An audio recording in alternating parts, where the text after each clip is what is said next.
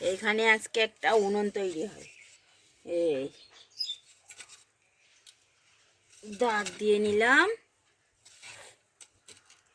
এখানে গর্ত খুঁড়ে মাটি তুলে নিতে হবে।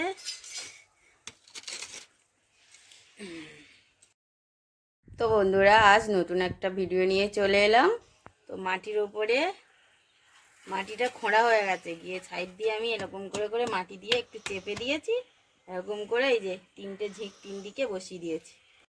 তো বন্ধুরা, তোমরা সবাই কেমন আছো? আজ নতুন একটা ভিডিও নিয়ে চলে এলাম। তো পুরো ভিডিওটা দেখতে থাকুন, সাথে থাকুন, স্কিপ করে চলে যাবেন না। তো আজ উনুন তোলা থেকে শুরু করে দারুণ একটা পিঠের রেসিপি আপনাদের সঙ্গে শেয়ার করব। আর একটু উঁচু করতে হবে, এটা আবার সমান করে কাটিং করতে হবে। এখানে আমি আগে কিছুটা দিয়েছিলাম, এই একদিনে হয় না, এটা 2-3 দিন লাগে। এই একটু জল দিতে হবে হালকা হালকা। এখানে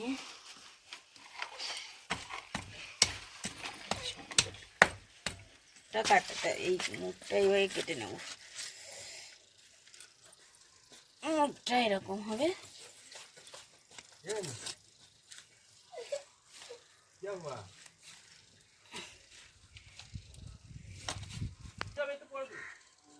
ঘন্টা হলে ভালো হতো। তো উনুনের মুখটা তো খুঁড়তে হবে, খোঁড়ার মতো মানে শাবলও নেই আমার কাছে। তো কি করব, বুদ্ধি করে উপায় বার করতে হবে, দা দিয়ে তো হচ্ছেই না।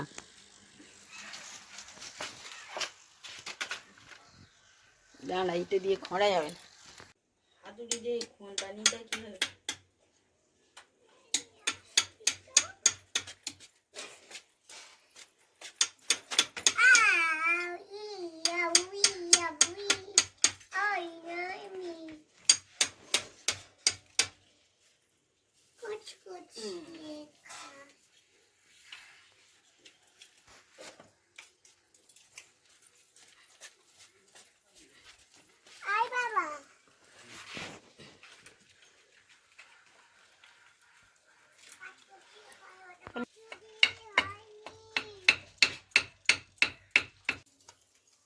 এটা যদি একটা খুন্তা হতো না, এত ভালো হতো।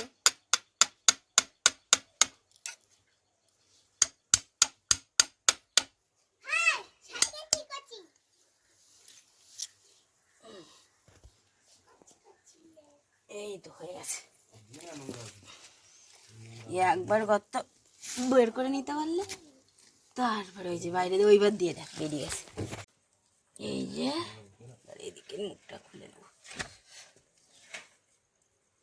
সত্যি বলছি, উনুনের এই মুখটা খুঁড়তে না খুবই কষ্ট হয়।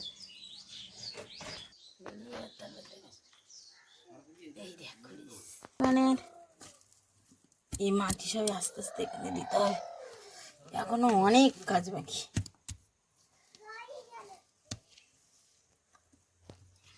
দাটা দেব।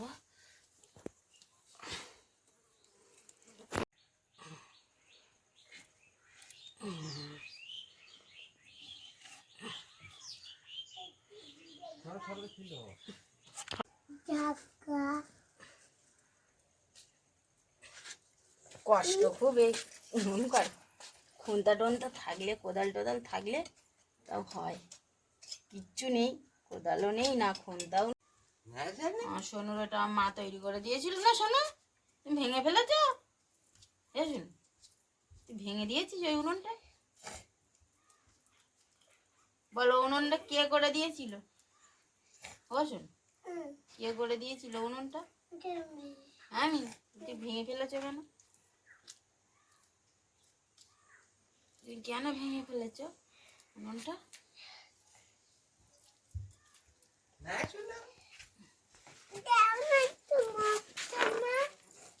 তো বন্ধুরা, উনুনটা তো মোটামুটি আমার রেডি, কিন্তু এখনও কাঁচা, শোকায়নি, রান্না করা যাবে না। তো এখানে আমি একটা নারকেল দেখুন কুড়িয়ে নিচ্ছি। আজ না একটু দুধ পুলি করব। তো এখন তো প্রায় শীত চলে চলে যাচ্ছে, হালকা হালকা শীত, একটু রাতের দিকে একটু ঠান্ডা লাগছে। তো নারকেলটা কুড়িয়ে নিলাম। তো এটা সবার একটা জানা, রেসিপি, তবুও আমি অন্যরকমভাবে একটু শেয়ার করলাম। তো নারকেলটা এই যে কুড়িয়ে নিয়েছি, একটা বড় সাইজের নারকেল নিয়েছি। আর নারকেলের মধ্যে না আমি কিন্তু উনুনে কড়াই বসাইনি, কড়াইটা আগে আমি মানে নিচে রেখে আর কি নারকেলটা কড়াইয়ের মধ্যে দিয়ে একটু মানে খেজুরের গুড় দিয়ে দিলাম। এই খেজুরের গুড়টা আমার ফ্রিজের মধ্যে রাখা ছিল, তো সেই জন্য গুড়টা নষ্ট হয়নি। তো এখানে আমি দেখুন খুব ভালো করে খেজুরের গুড়টা হাত দিয়ে এইভাবে মাখিয়ে নিলাম। তো গুড়টা একটু কম হয়ে গেছে, এখানে আমার আরেকটু গুড় দিয়ে নিতে হবে। আর এদিকে তো আমার সোনু বক বক করতেই আছে। তো এই যে এবারে আমি এটা উনুনের মধ্যে বসিয়ে দেব। এদিকে দুধটা আমার গরম হয়ে গেছে, এখানে আমি প্রায় 1 লিটার দুধ নিয়েছি। তো এখানে এই যে নারকেলের ছাইটার মধ্যে আমি 2 থেকে 3টে এলাচ ফাটিয়ে দিয়ে দিলাম। তো এখানে এই যে একটু ভাজা ভাজা হয়ে গেলে, একটু লালচে কালার হয়ে গেলে এটা আমি নামিয়ে ঠান্ডা করে নেব। তো এই যে এটা আমার হয়ে গেছে ছাইটা। তো এখানে আমি কিন্তু গুড় দিয়ে করেছি, আপনারা চাইলে চিনি দিয়ে করতে পারেন। তো এটা এবারে আমি গ্যাসটা অফ করে দিলাম। তো এই যে এখানে অন্য একটা পাত্রের মধ্যে আমি সুজি নিয়েছি। তো এখানে আমি প্রায় 1 বাটির মতো সুজি নিয়েছি।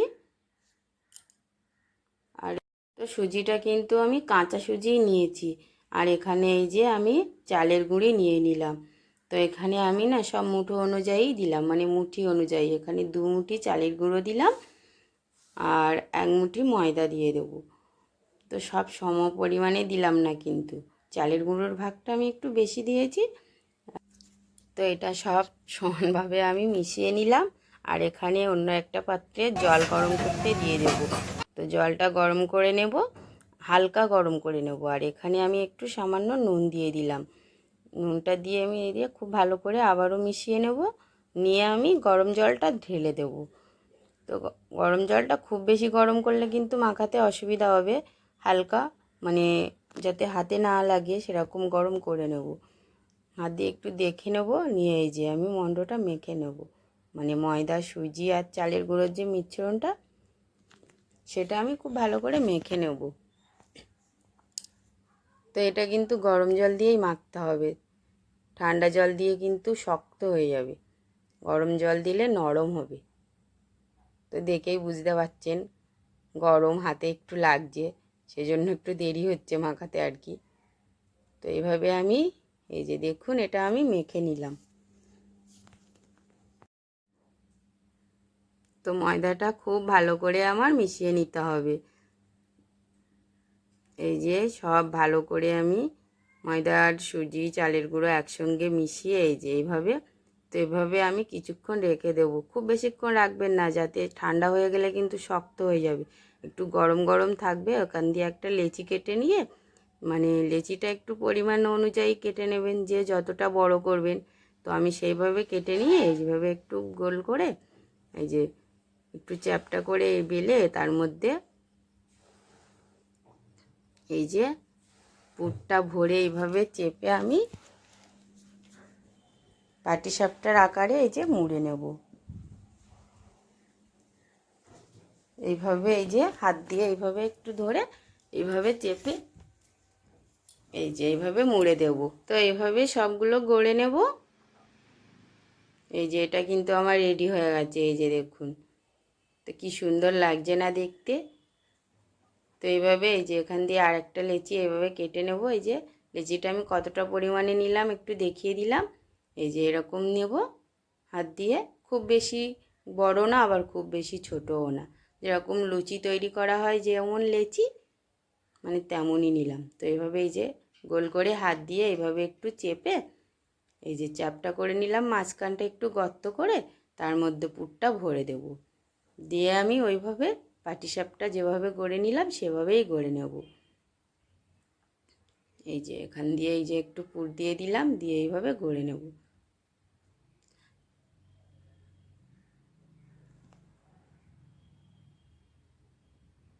এই যে এইভাবে ভাঁজটা একটা সাইড একটু ছোট থাকবে, একটা সাইড একটু বড় থাকবে, তাহলে আর মানে বেরিয়ে যাবে না। আর এইভাবে হাত দিয়ে একটু চেপে আর দেখতে সুন্দর লাগবে। তো এইভাবে এই যে কি সুন্দর লাগছে না, খুব খুব সিম্পল কিন্তু, আর খুব সোজা, না বেলতে হবে না বেলার ঝামেলা আছে।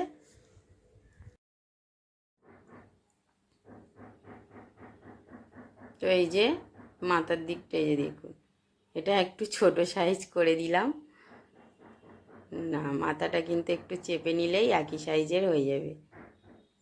এই যে দেখুন, দেখতে একই লাগছে তো। আমি দেখে ভাবছিলাম ছোট সাইজ হয়ে যাবে, কিন্তু না, তো এইভাবে সবগুলো আমি এই যে রেডি করে নিলাম। তো এখানে দুধটা হলো ফুটিয়ে গেছে, আর দুধের মধ্যে কিন্তু আমি চিনি দিয়েছিলাম আর একটু এলাচ ফাটিয়ে দিয়ে দিয়েছিলাম। তো এই পাত্রটা একটু ছোট হয়ে গেছে, সেজন্য আমি আবারও কড়াই বসিয়ে দিলাম, মানে পাত্রটা না সবসময় বড় রাখতে হবে।